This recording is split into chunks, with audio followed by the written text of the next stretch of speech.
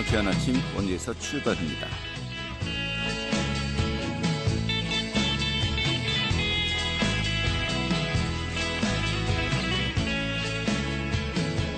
안녕하십니까. 5월 28일 목요일 아침에 인사드리겠습니다. 상쾌한 아침 원주에서 출발합니다. 진행의 한태호입니다. 자, 현재 기온 원주 지역은 13도입니다. 하지만 낮에는 기온이 10도 정도 더 오르면서 한낮 기온 22도로 예년 이맘때 날씨를 보이겠는데요. 오늘도 일교차가 제법 크겠습니다. 자, 오늘 하늘에 구름이 많겠고요. 대기의 질은 깨끗하면서 미세먼지 농도, 초미세먼지 농도 모두 좋음 수준을 보이겠습니다. 자, 오늘 준비한 소식 살펴보도록 하죠. 이 코로나19는 감염병 치료에 가장 중요한 이 도내 공공의료원들이요, 이 만성적인 간호사 부족에 시달리고 있다고 합니다. 좀 전반적인 상황 또 해결책은 없는지 오늘 또 점검하도록 하겠습니다. 자, 또 어제 고등학교 2학년과 중학교 3학년, 또 초등학교 1, 2학년 유치원생들까지 어제 석 달 만에 등교 수업을 시작했습니다. 하지만은 또 곳곳에서 이 등교 정지가 된 학교들도 상당수인데요. 자세한 내용 살펴보도록 하겠고요. 이 원주에서 발생했던 보이스피싱 피해 금액이 50억 원 이상으로 크다고 합니다. 보이스피싱 정말 계속해서 그 수법이 날로 좀 진화되고요. 피해 규모도 상당한데 오늘 이 내용 또 수사기관 연결해서 들어보도록 하죠. 5월 28일 목요일 상쾌한 아침 원주에서 출발하겠습니다.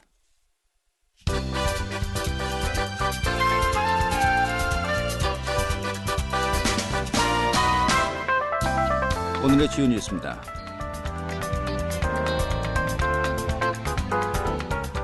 추가 등교가 시작되었지만 등교를 다시 중지한 학교가 속출하면서 2차 등교 첫날인 어제 전국적으로 560여 개 학교가 등교 수업을 연기했습니다. 학생이 확진 판정을 받거나 지역 감염 확산이 심각한 지역의 학교들인데요. 교육부는 등교 수업 재개 일정은 진단검사 결과를 본 뒤 방역당국과 협의해서 결정하겠다고 밝혔습니다.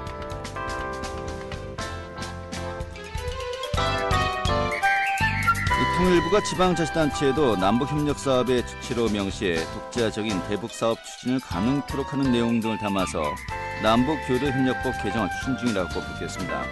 이에 따라서 각 부문의 남북강원도 교류협력사업 재추진이 가시화될 전망인데요. 강원도는 남북교류협력법 개정을 기반으로 남북강원도 교류협력사업의 재추진이 현실화되기를 희망한다고 밝혔습니다.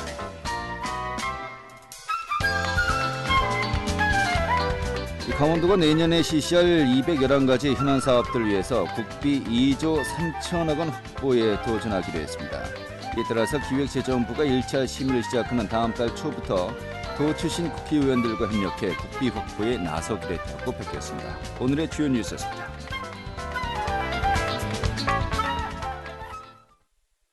네, 최근에 코로나19와 고령사회 진입으로 이 방역 최일선에서 종사하는 간호 인력의 중요성 강조되고 있죠. 자, 그런데 이 가장 중요한 도내 공공의료원이 만성적으로 이 간호 인력의 부족에 시달리고 있다고 합니다. 그 현안과 또 해결책은 어떤 고민들이 있는지 또 들어보도록 하겠습니다. 강원도 공공보건의료지원단의 조희숙 단장 연결하겠습니다. 단장님. 네, 안녕하세요. 예, 반갑습니다. 현재 도내 공공보건 의료 인력의 실태가 어떻습니까? 예, 강원도 경우 노인 인구가 많고 간호와 더불어서 간병에 대한 요구가 높지만 실제 많은 부족함으로 고통을 받고 있습니다. 네. 2019년 현재 인구 1000명당 현재 활동을 하고 있는 간호사가 전국에 4.1명 정도인데요. 강원도는 3.92명에 불과합니다. 문제는 강원도 내에서 지역 편차가 더 심한 부분인데요.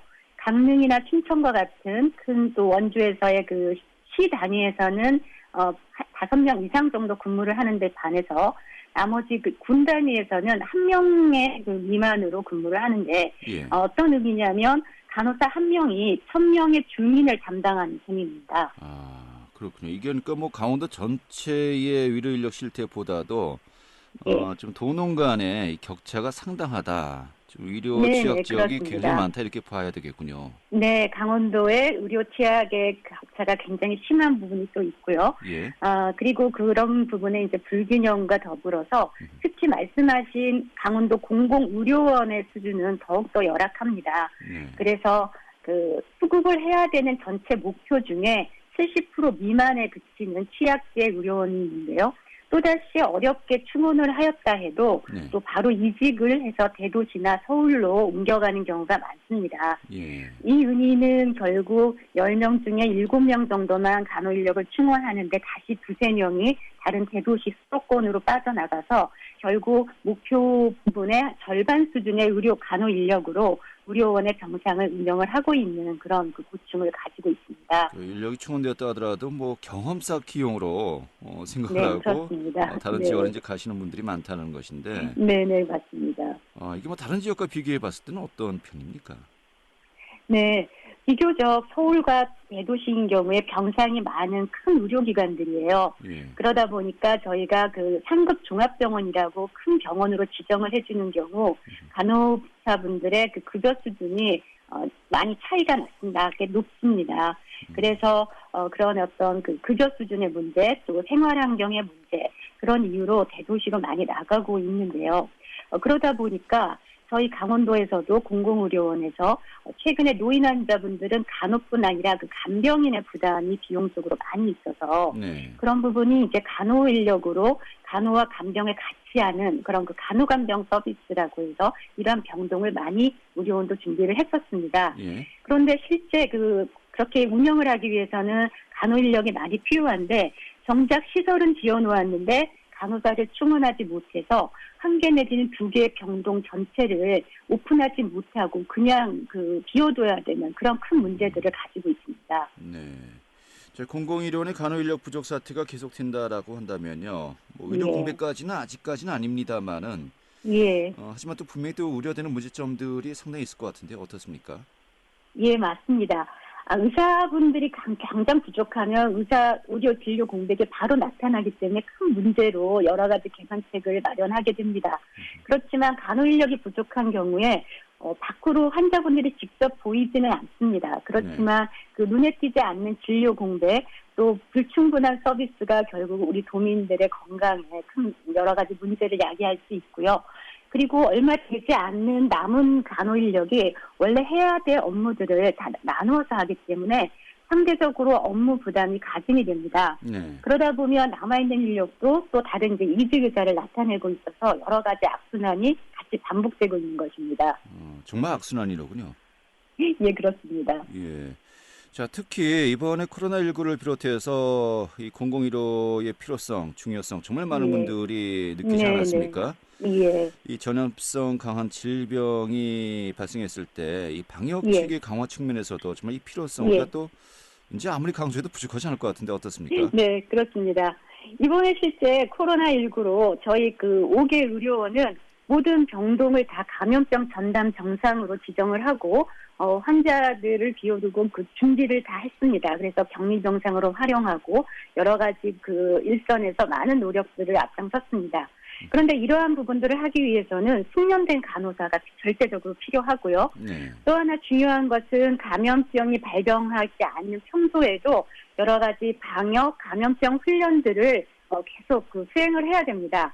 이런 노하우 축적이 하루아침에 이루어지지 않기 때문에 숙련된 간호사가 지속적으로 이런 감염병에 대한 대비 훈련이 필요한데요. 간호력이 부족하다면 이런 정작 중요한 최앞선 일선에 있는 감염병에 대한 중요한 업무들을 제대로 준비할 수 없는 그런 문제들이 있습니다. 네. 이런 가운데 며칠 전이었죠.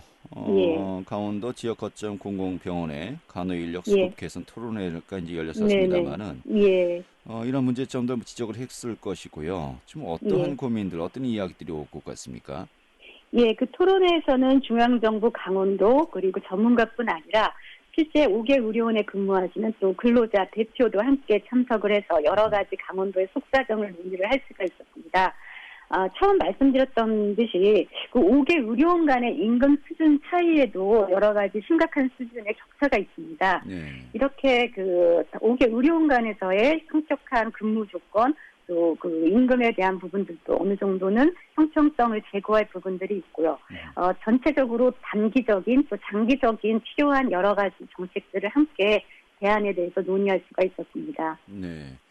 자, 또 이렇게 이야기를 들어보면요. 뭐 다른 그 대도시 지역과 비교해서 뭐 처우 개선을 하면은 이 해법이 될 수 있을까 하는 또 생각도 들기도 합니다만은 네네. 뭐 굉장히 이건 단편적인 생각일 것이고요. 예. 지금 개선 대책 어떤 예. 것들이 있을까요? 네, 사실 그 한 가지 방법으로 개선할 수 있는 부분은 좀 부족하고요. 입학을 또 그 어떻게 하느냐, 또 어떻게 처우 개선을 하느냐, 여러 가지 노력이 함께 되어야 됩니다. 네. 그래서 단기적으로는 지금 현재 취약지에서 근무하고 있는 간호사에 대한 임금 수준, 또 야간에 어렵게 근무를 하는 부분에 대한 인센티브 수당 부분들이 필요한데요. 네. 의료원 자체에서 이런 부분들을 해결하기에는 특히 취약지에 있는 의료원의 자체 수급이 어렵습니다. 네. 그래서 강원도 차원에서나 또 중앙정부의 여러 지원들을 통해서 취약지에 대한 간호사의 임금 수준을 높여주는 그런 단기적인 부분들이 좀 필요할 수 있고요. 네, 이 지역의료원 같은 경우는 네. 그 이제 강원도에 재정이 많이 투입되고 있지 않습니까? 예, 그렇다면 예. 재정 투입이 좀 더 네. 확대되어야 한다는 것인데 이건 네. 결국 이제 그 도민들과 또 지역 또 네. 도 집행부 차원에서도 이 사회적 합의가 컨센서스가 또 이루어져야 되지 않을까라는 또 생각이 드는군요. 예, 맞습니다. 간호사 부족이 단지 의료원의 문제가 아니라 예. 강원도 및 우리 전체의 건강을 위협하는 굉장히 중요한 시급한 사항입니다. 예. 그래서 도비 지원이 필요한 만큼 우리 도민들께서 이런 부분에 대해서 함께 공유해 주시고 또 동의해 주시는 그런 부분들이 필요합니다. 예. 그리고 지금 이제 현재 간호 인력의 어떤 처우 개선을 중심으로 이야기했다라고 한다면은 이 간호 네. 인력 그 양성 부분에 대해서도 또 지역 차원에서 이런 예. 부분들도 많이 지적되고 있지 않습니까? 예, 그렇습니다. 그 지역 우리 강원도에 대한 애양심이 무척 중요한 부분입니다. 그래서 그 간호대 입학부터 최근 지역인재 특별 전형이라는 부분들을 조금씩 시작을 하고 있는데요. 입학 때 강원도 소재 지역의 고등학교 졸업생을 대상으로 그 간호 대학의 이제 입학 정원을 할애하는 부분입니다.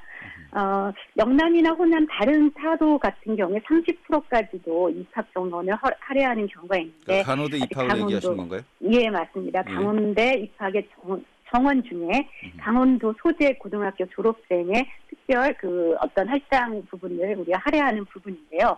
아직 강원도는 한 15% 수준으로 미흡합니다. 네. 그래서 이런 부분에 그 입학 당시의 정원들을 좀 강원도 우리 그 애양심을 가진 지역 특별 전형으로 할애하는 부분이 있고요. 알겠습니다. 또 한 가지 제도는 그 입학 전형은 좀 지역 할당을 말씀하셨고요. 가는 곳 최근에 또 서울시 같은 경우는 의료진을 또 이제 지역 내에서 양성하기 위해서 시립 의대 신설도 현재 논의가 이제 시작되었거든요. 네, 이런 맞습니다. 측면에서도 또 고민할 여지가 분명히 있을 것 같은데 어떻습니까? 예, 그래서 또 한 가지 방법으로 저희 강원도에도 도립대학이 있고 강원도가 직접 운영을 하는 대학의 간호학과를 신설해서 그곳에 그 우리 취약지 간호 또 공공의료에 앞장설 수 있는 간호 인력을 그 양성하는 부분들이 가장 장기적이면서도 또 지속 가능한 방법입니다. 네, 알겠습니다. 자, 이번에 코로나19 사태의 그 여러 가지 영향을 보면서 많은 분들이 의료진은 공공의료는 특히 공기와 물과 같다.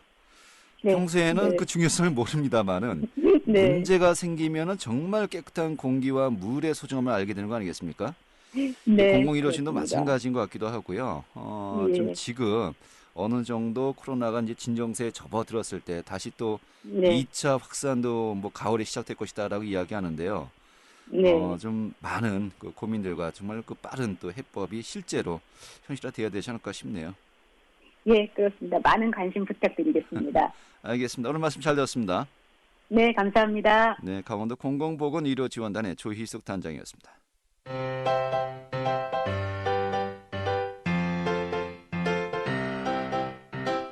KBS 원주방송국이 유튜브 다시 듣기 서비스를 실시합니다. 매일 아침 강원 영서남부권의 뉴스와 정보를 전해드리는 상쾌한 아침 원주에서 출발합니다는 KBS 원주라디오 유튜브 채널을 통해 다시 들을 수 있습니다.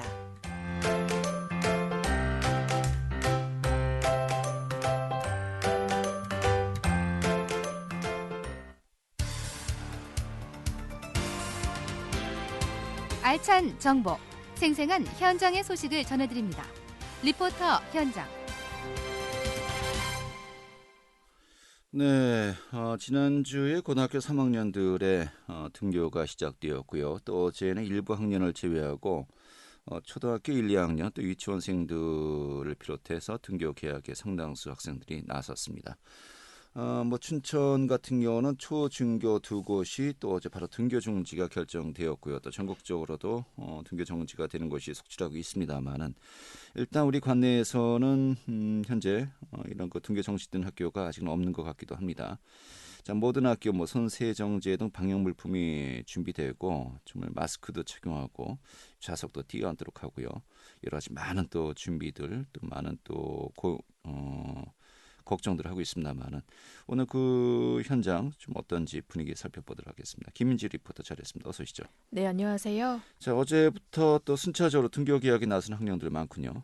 네, 어제부터 유치원과 초등학교 1, 2학년이 등교 개학을 하고 있고요. 중학교 3학년과 고등학교 2학년도 등교 개학에 나섰습니다. 다만 원주시를 제외한 다른 지역에서는 등교 학생 가운데 확진자가 발견되면서 등교 개학을 또다시 연기한 학교들도 생겼는데요. 어제를 기준으로 춘천시를 포함한 전국에서 450곳이 넘는 학교가 다시 등교를 연기하기로 결정했습니다. 아직 원주시의 등교 개학에 따른 학생 확진자는 발생하지 않았는데요. 원주시에 위치한 솔샘초등학교를 방문해 보니 어제부터 등교 개학하는 학생들을 대상으로 발열 체크를 진행하고 있었습니다. 또 야외에는 일시적 관찰실을 설치해 유증상자는 입실 전 귀가 조치하도록 마련했고요. 급식실에는 전부 칸막이가 설치돼 있었습니다. 또 학생들이 줄을 서야 하는 곳마다 거리 두기를 지킬 수 있도록 바닥에는 노란 스티커들이 붙여져 있었는데요. 솔샘초등학교 1학년만 어제 등교 개학을 진행하고 오늘부터는 초등학교 2학년도 등교 개학을 할 수 있도록 마련했습니다.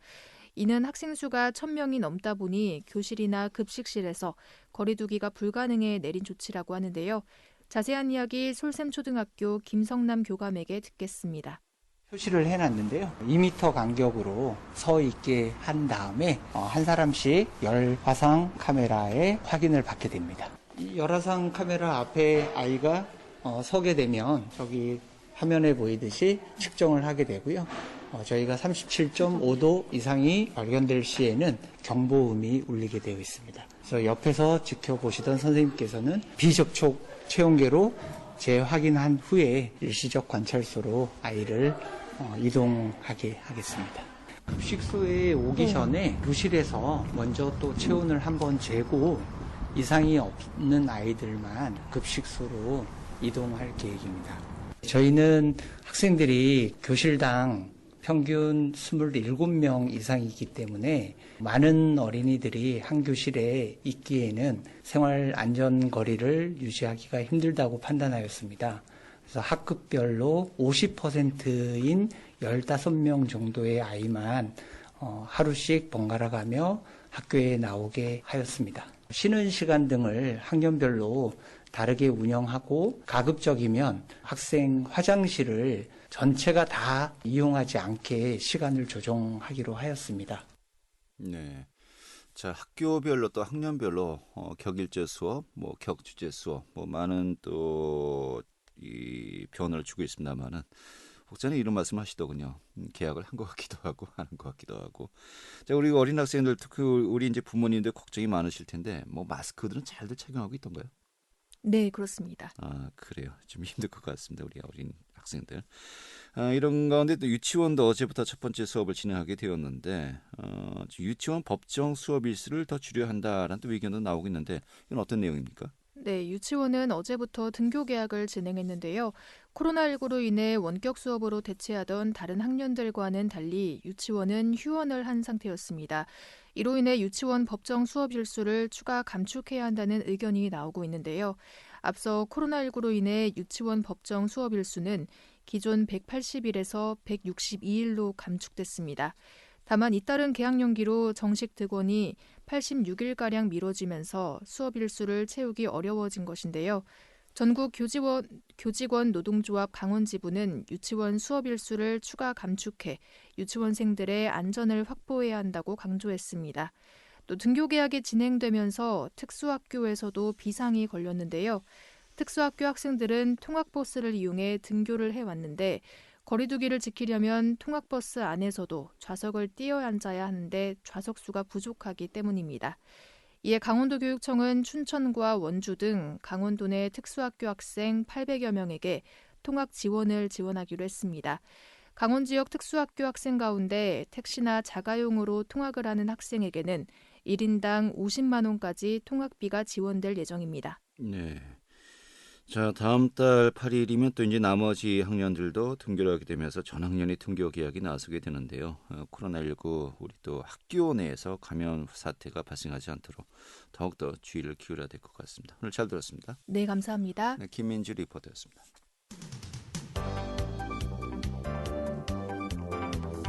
생생한 현장, 유익한 생활 정보를 전해드리겠습니다. KBS 원주 라디오 상쾌한 아침 원주에서 출발합니다를 함께하고 있습니다. 네, 이 보이스피싱 문제는 뭐 계속해서 그 피해 규모가 커지고요. 이 수법도 이게 진화한다고 해야 됩니까? 더 이제 여러 가지 많은 수법들이 발생하고 있는데 이 원주 지역의 보이스피싱 피해 규모가 50억 원 이상으로 크다고 합니다. 상당합니다. 오늘 그 수사 관계자 연결해서요. 보이스피싱 수법과 유의사항 좀 들어보도록 하겠습니다. 원주 경찰서 수사과의 김현철 과장 연결하겠습니다. 과장님. 네, 여보세요. 예, 안녕하세요.